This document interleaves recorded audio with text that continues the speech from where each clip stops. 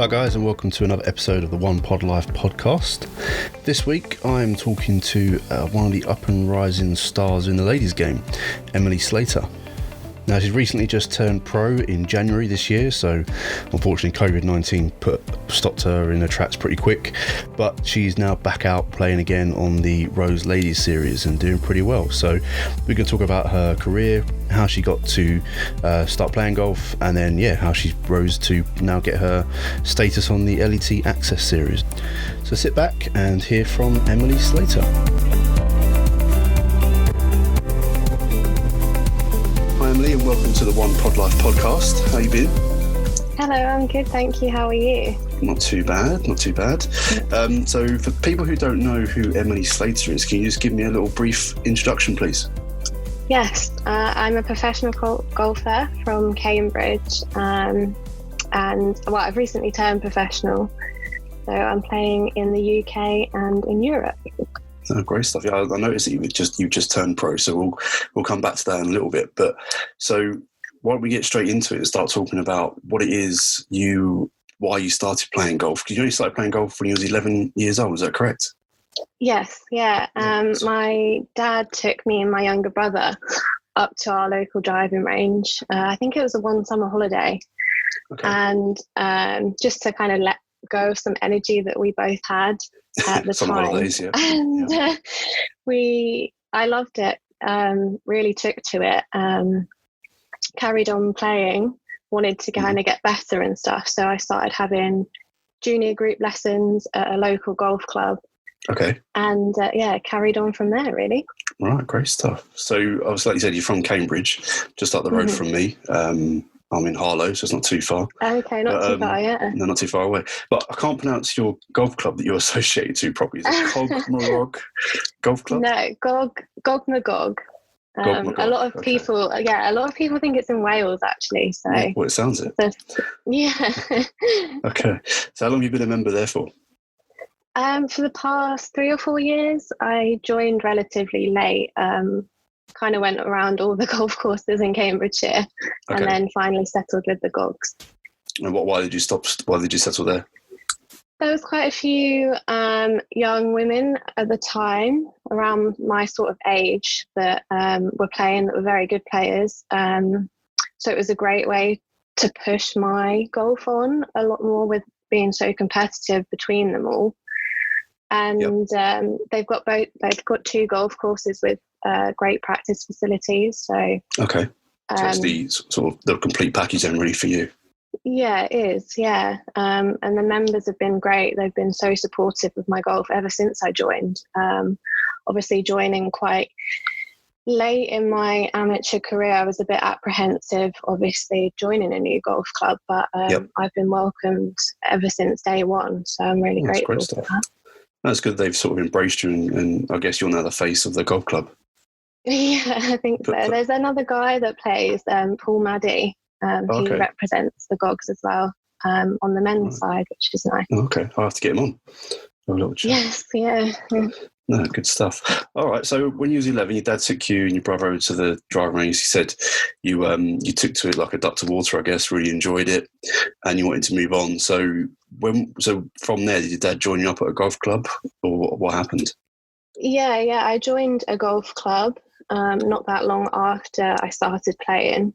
Mm-hmm. There was a junior like a girls' county event a few months after I started kind of playing, that was just like a welcome thing. It was all abilities and different, obviously, you played different golf courses for your ability and different holes and stuff. And I ended up winning it. So it was just around the little par 3. So that obviously, I kind of knew, maybe I'm kind of going to carry this on. Yep.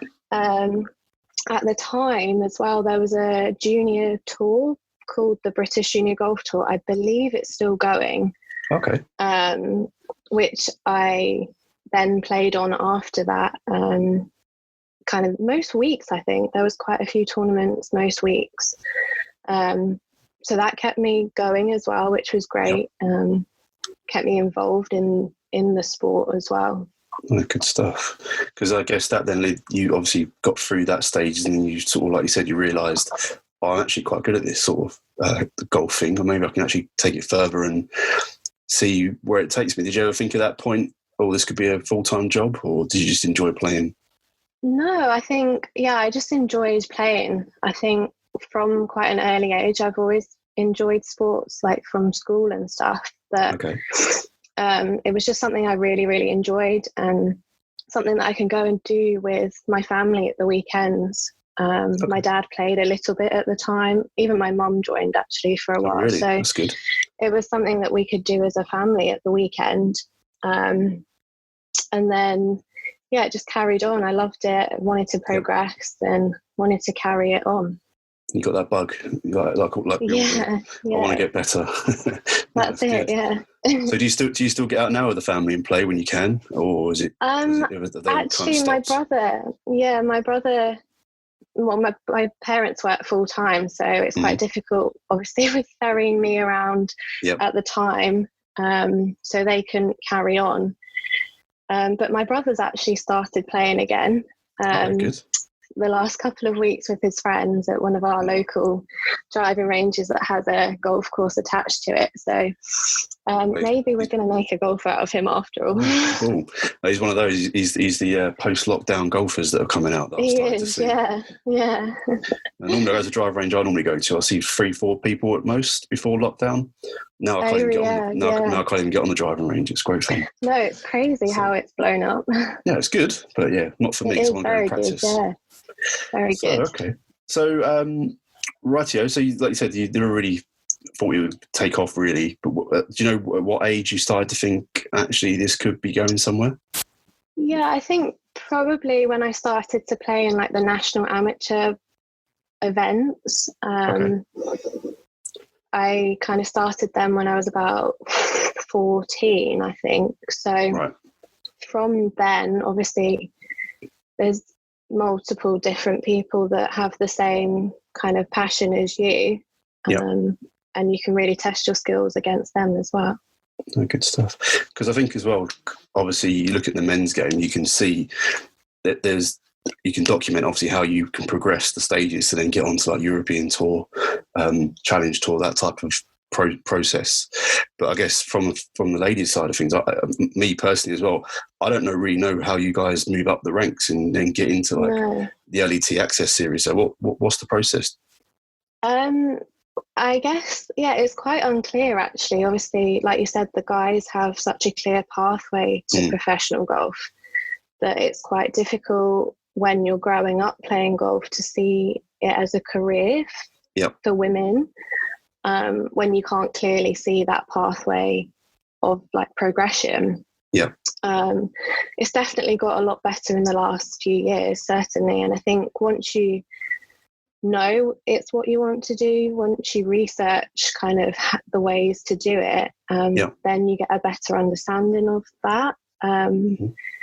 But I mean, I went to Q school, so you could turn professional and kind of not go to Q school, but I did turn professional before I went to Q school, and went to Q school in January and got to final qualifying, so I had to play pre-qualifying and then obviously final. And I earned a category to play on the Access, great stuff, which is obviously the tour just below the LET.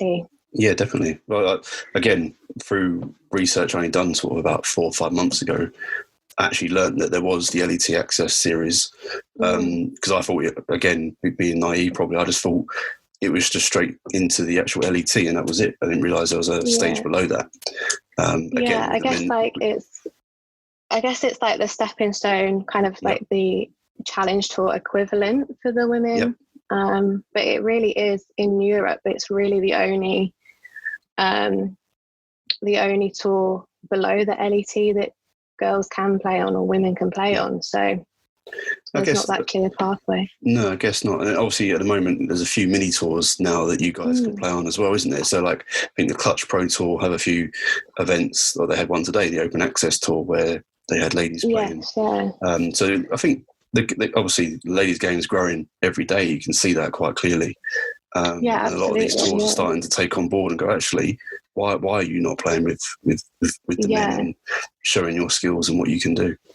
Yeah, I think that's the great thing to come out of this current situation in the world as well, that there's so many mini tours in the UK that are offering, obviously, women to showcase like their golf as well. Yep. It's not just the guys' sport anymore. No, definitely. That we have the same dreams and the same passion as the guys, but we're not necessarily given the opportunity to showcase that.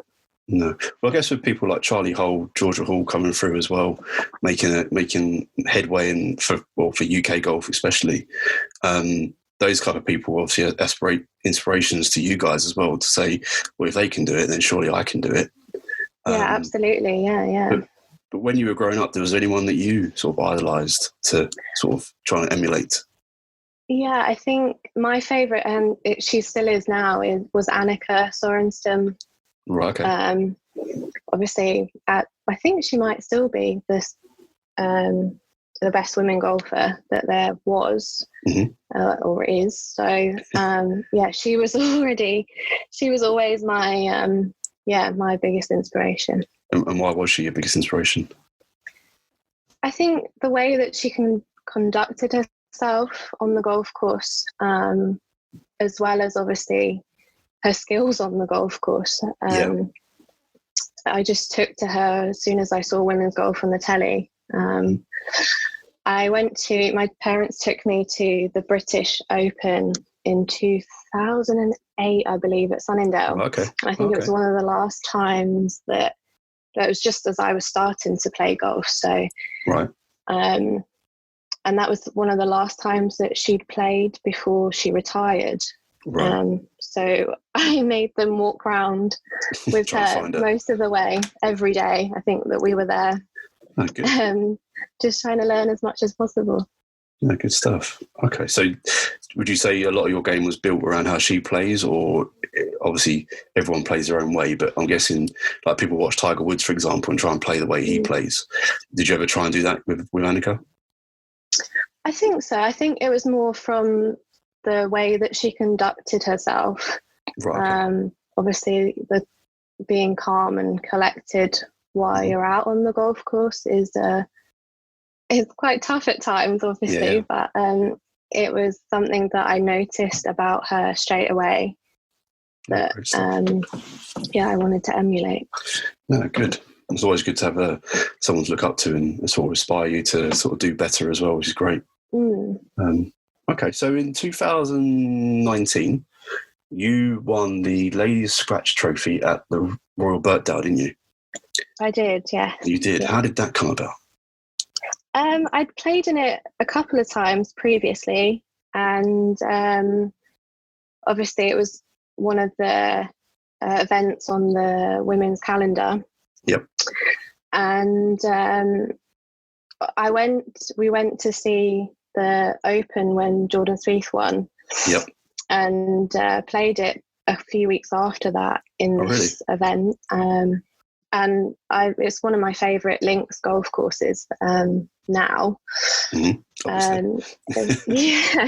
well, it was before. But yeah, a lot of people think that it's now that I've won there, it's my favourite because of that. But no, it's a great golf course, and the people were really welcoming. Okay. So was that over a one-day tournament, or was it 2 days? It was 1 day, 36 holes. Right, okay. And what did you shoot that day? I think I shot 4 under in the morning and maybe 6 under in the afternoon. I think I did better in the afternoon. I think my one, I think it was pretty close. Oh, okay. You'd think at 10 under it'd be pretty run away with it, but not by one. Yeah, no. Oh, great stuff. So then also in 2009 you became a full-time amateur, didn't you, as well? I did, yes. So I was working at the golf club in the clubhouse just for the year, just to kind of earn a bit of pocket money to pay for all my events. And obviously I knew that I was going to turn professional at the end of the year. Yep. So put that money towards Q School as well. No, good stuff. So then, like you said, you went to Q School in this January, got through to the last round, got yourself a category on the LET Access Series, thinking this is fantastic. Come March, bang, you can't play. Mm-hmm. Yeah. I mean, that must have been a bit of a kick in the teeth, mustn't it? It was. I played Sunningdale Foursomes a couple of weeks prior to lockdown, so that was really my first event as a professional. Okay. And then obviously the Access Series was planning to start at the end of April. Mm-hmm. So I had quite an exciting year planned with it being my first year. Yeah. And obviously once lockdown came into effect, I was, instead of putting events in my diary, I was crossing them out week by week, which was quite disappointing, but obviously it was the right decision. No, 100%. And I guess as well, I'm not sure how you felt, but during that time, even as a mere amateur myself, I found it quite good to sort of reset everything and go again and sort of set new targets for myself. And just work on my game as much as I can in the back garden. So I guess for you, was that the same sort of feeling, or did you just sort of take a break and relax a little bit? No, it was like that. I spoke to my coach, I think the first week, and he said, kind of, we don't know how long it's going to go on for, and this is time that you won't get the chance to have ever again. No. This longer period of time that you're at home this time of the year, that you can kind of iron out little things that we hadn't previously been able to do, obviously with Q School.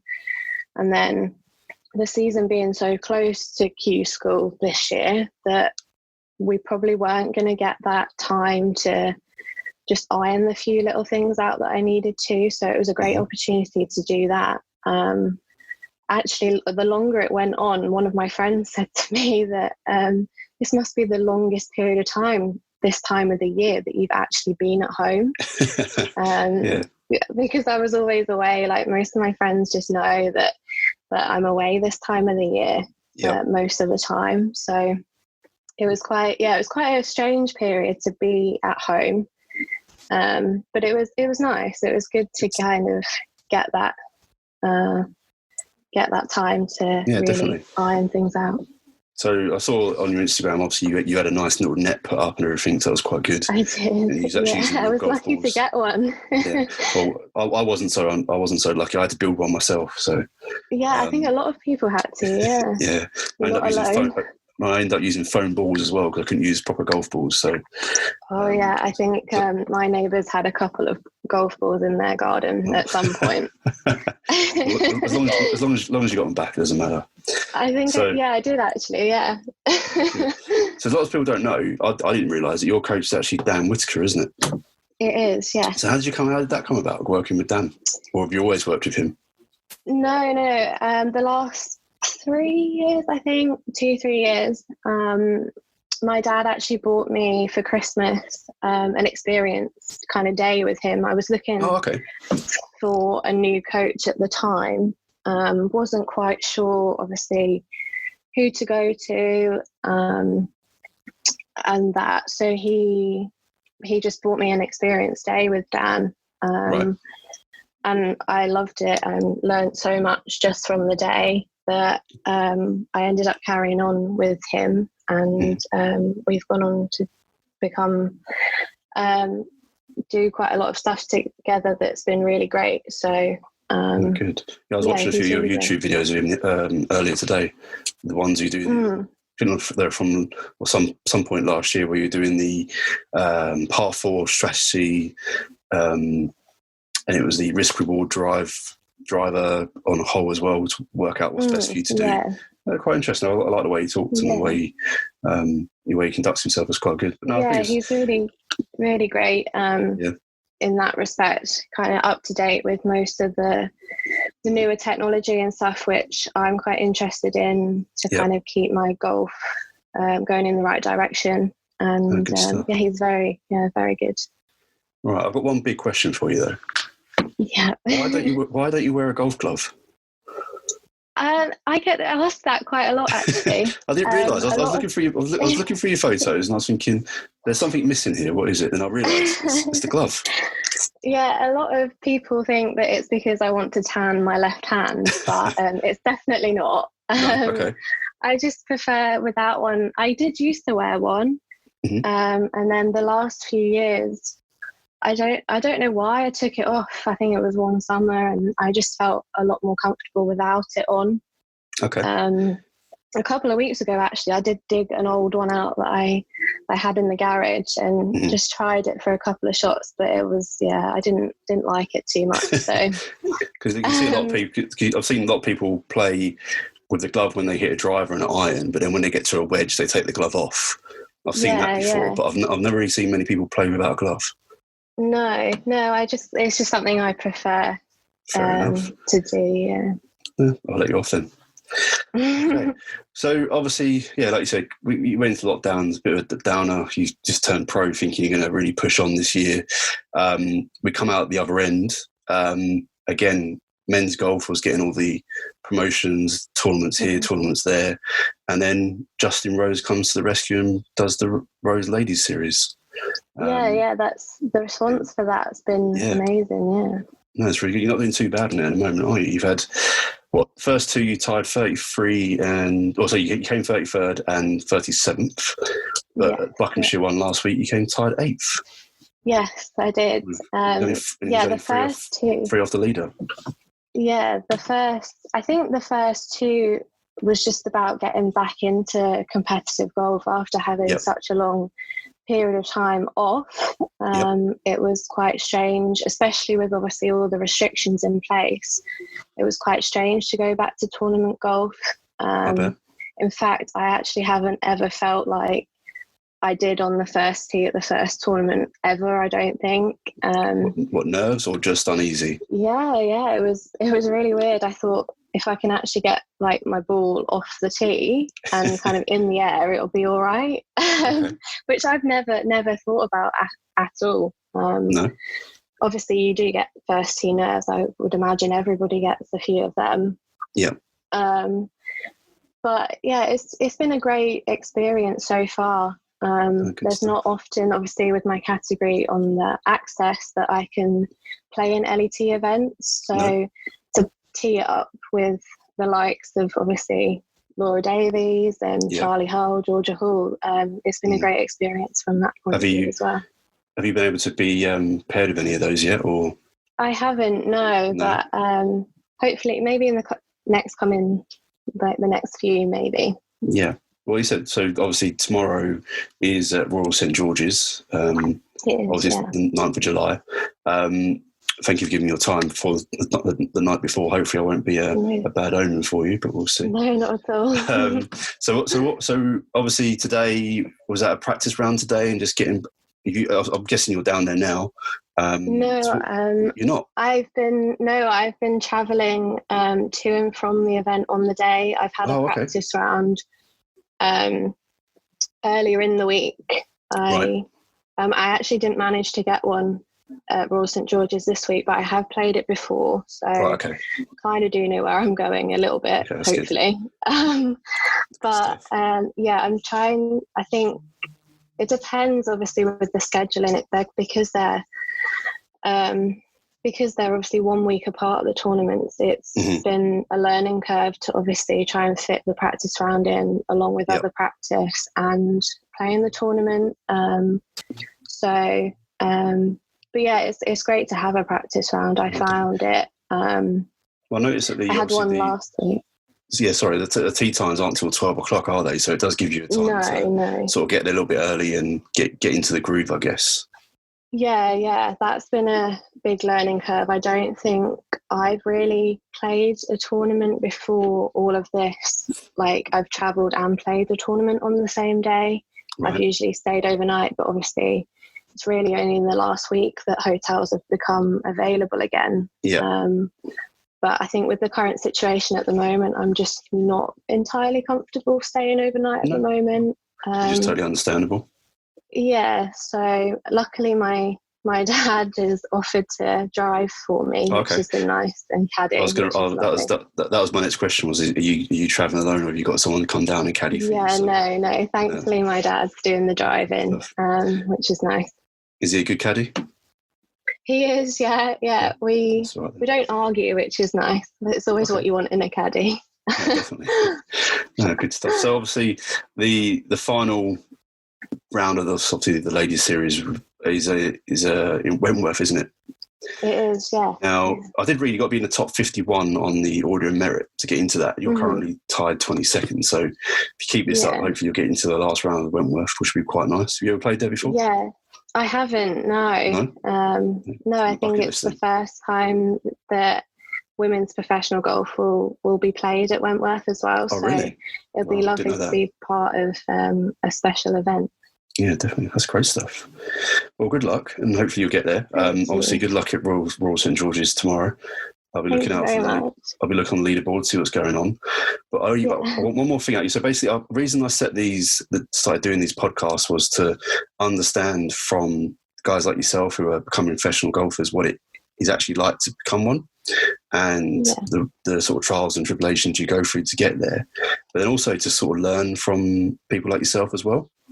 So I've been asking every pro to sort of give me 3 tips that they would give to any amateur golfer on how to actually get down to a level where they could possibly turn pro.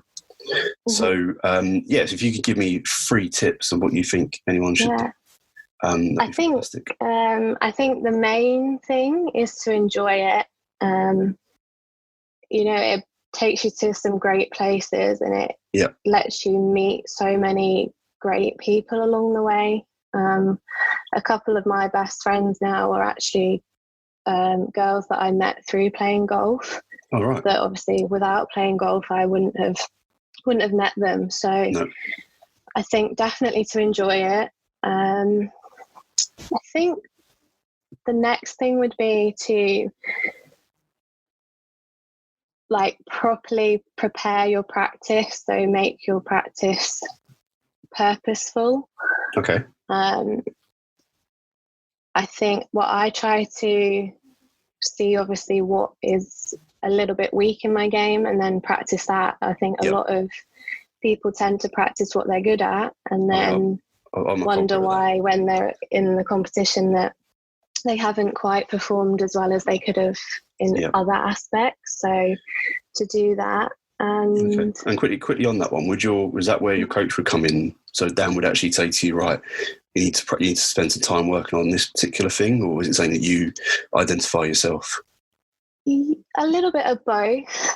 Okay. I try and take obviously stats when I'm out there, just to get a better idea of what was good and what was not so good that week, to practice for the week after or the next coming tournament.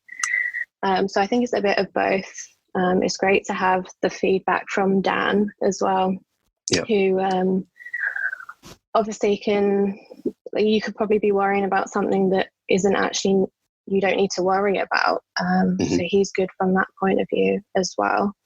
Good stuff. And I think the final one, maybe, that's quite difficult. Okay.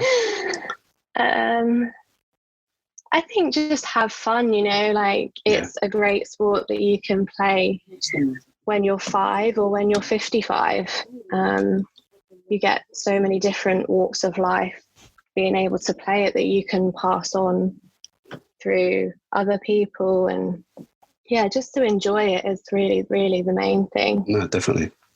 Yeah, I think, again, talking to a lot of pros, a lot of them are saying, enjoy it.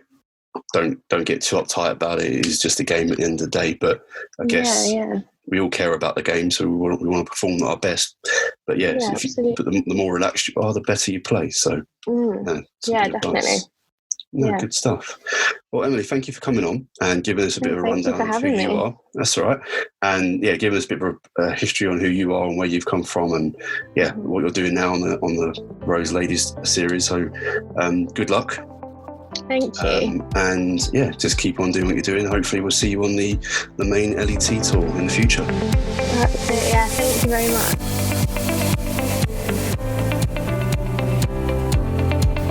Well, massive thank you to Emily there for coming on, talking to us about her career so far, even though it's pretty new. Only she turned pro in January, so I guess a lot more to come from her.